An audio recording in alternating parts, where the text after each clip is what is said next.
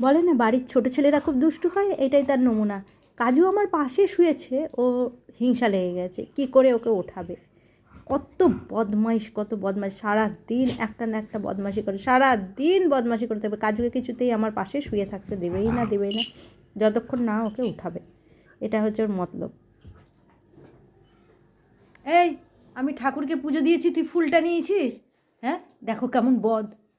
বিছানা কেন নিয়ে যাচ্ছিস? কেন? দুষ্টু করলেই তো বকা শুরু করে দিচ্ছ আজকাল। একটু বকতে পারবো না? বাবা রে বাবা, কি ছেলে হয়েছে রে। আবার এসছো তুমি?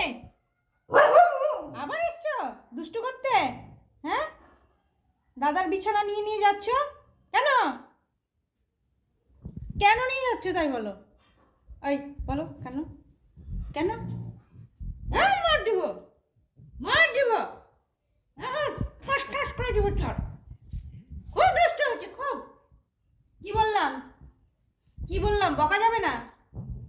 চোখ মুচু মুচু করে দেখাচ্ছ, মুচু মুচু করে। আজকাল বকাই যায় না, কত রকম তার বকা। উল্টে আমাকে বকছে। হুম, আমাকে বকছে, আমাকে মার দিব, মার। চোখ মোটা মোটা করে আবার আমাকে দেখছে কেন? দুষ্টু তুমি করছো, তুমি দুষ্টু হয়ে গেছো।